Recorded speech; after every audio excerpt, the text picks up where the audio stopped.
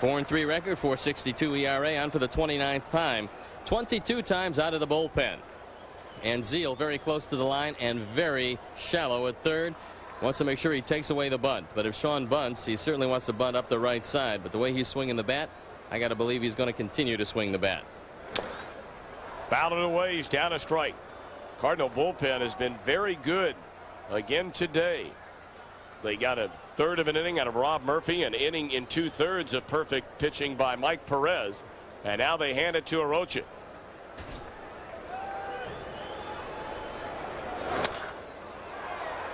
Ozzie throws, and it's in time to get the hustling Dunston.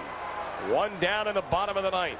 And this grass in the infield is very slow, because that ball was hit hard, and by the time it got to Ozzie, it had a whole lot taken off it.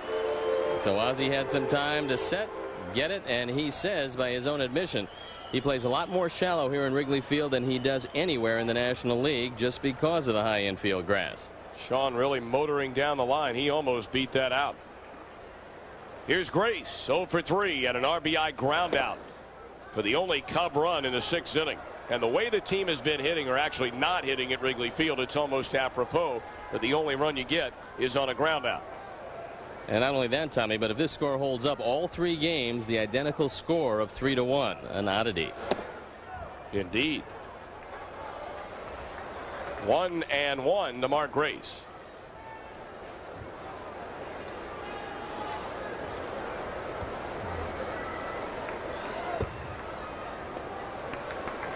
Now 2 balls and a strike. Waiting on deck, Sammy Sosa. Cubs need Grace to get aboard, and Sosa to play some long ball. Sammy with 16 home runs this year.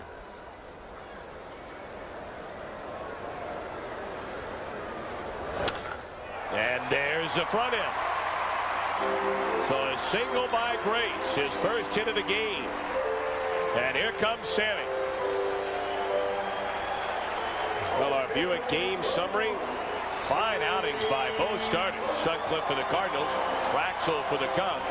Alicea gave the Redbirds a 2-0 lead in the 4th with a 2-run home run down the right field line. And earlier in the game, Rick Sutcliffe on a bunt attempt got hit in the elbow, the pitching elbow, with a throw from Rick Wilkins. And he said that it's still really sore. That's one of the reasons why he came out of the game a little early for him. So hopefully the big guy will be okay. Ball 1 to Sammy. He singled in the first, singled again in the 4th inning. Fly to Langford in center, ending the 6th.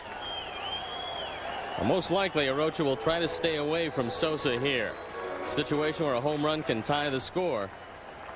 So let's see what Sammy does with it. Chopped it foul over the Cub third base side dugout. A ball, a strike on Sammy. 16 homers, 42 batted in. And really right now he has become the only power threat, true power threat in this Cub lineup. You can make an argument all day long the guys are capable of hitting home runs. Glenn Allen Hill an example, Derek May an example. Fact is they're not. But Sammy can take you out. 2-1 to Sosa. Well, Arocha's trying to keep the sinker down, and he's trying to throw a ground ball here. Now Ozzie plays up the middle, so there is a gap. There is no way that Zeal wants to get too far off the line at third, so the gap is between Zeal and Ozzie on the left side. 2-1 pitch is chopped behind the plate, foul. So now 2-2. Cubs are down 3-1. But Sosa the tying run at the plate as Arocha served up the single to Mark Grace a moment ago. Both sinkers by Arocha have been down and into Sosa. The pitch before, McGriff wanted it away, and Arocha couldn't get it there. Sammy right on top of that plate. And the 2-2. He thought about it, held back.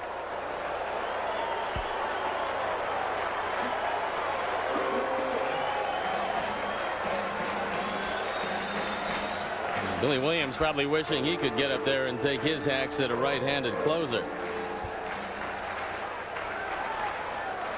Arocha eyeing the sign. Sosa waves it back. The 3-2 pitch. And a foul ball wide of third. Grace was not running. Well, it's pretty tough because Grace doesn't have much speed, and Sammy Sosa has fanned 61 times. So if you run with Grace, you really run the risk of the strike him out, throw him out double play that ends the game. If you got a little better contact man up, you got a shot. But in this situation, it's really a gamble if you run with Grace. 3-2 delivery, and now Arocha will back off the rubber. Now Grace getting a good lead because Perry is backed up behind him down there at first. Well, you got to figure the Cardinals feel that this run doesn't mean much. In fact, doesn't mean much of anything. The man that does mean a whole lot is Sammy Sosa, representing the tying run. 3-2 delivery, struck him out with a fastball. That was ball 4, and that's why you don't run with Grace when you have a man who has fanned as many times as Sosa. He swung at a high fastball out of the zone. Sammy should be standing at first. Instead, it's strikeout number 62, and that fastball up and in just overpowered him. You see him have to go up, and when you do that, you just have no chance. So now Derek May 0 for 3. He's bounced to second, fly to left, fly to Witten and right. Race at first. The Cubs are down to their final out. Fly ball, shallow center, and this is it. Whoa, nearly a misjudgment there by Jordan, but he was able to make the sliding grab, and that'll do it. So the Cubs in the 9th inning get a hit. They leave a man on base, and the Cubs have dropped 2 out of 3 in this weekend series to Joe Torre's team. As Tony mentioned, every final score the same. And the one thing that continues to mystify the Cubs, and not only the players but the coaching staff and the front office, is just why this team cannot score in Wrigley Field. And yesterday, Tommy, the wind was blowing out. It looked like it'd be a very lively day, yet both teams combined for a total of 6 hits. Today, the wind blowing in, you figure it's going to be once again a low-scoring game. It was. Both teams combined for 12 hits. But the Cardinals, with a couple more runs than the Cubs, all 3 games, as Tommy mentioned, at 3-1.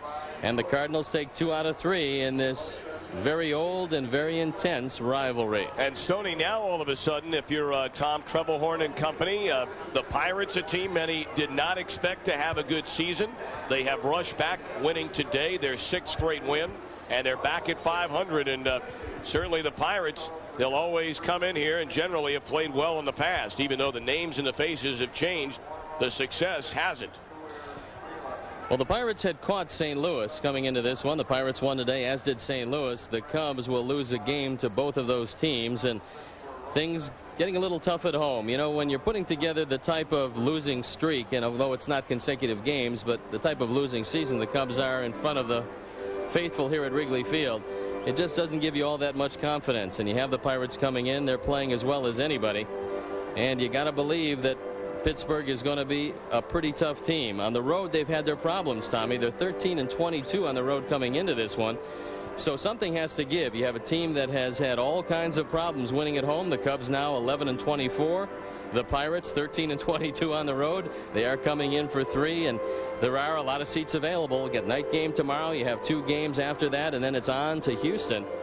And when we get back from Houston, for all of you who are maybe just tuning in or tuning in for the last couple of innings of this game, Harry Carey will probably be back after the road trip to Houston to once again take over the seat here on the television side. And that'll commence with a doubleheader with the Colorado Rockies in town on the 4th of July. You know, Stoney, what's really a shame is very quickly the fact that the Cubs all of a sudden are beginning to get pretty good consistent starting pitching. I mean, you look at all 3 games of this series. We know about Foster yesterday. Traxel 6 innings, 4 hits, only 2 runs today.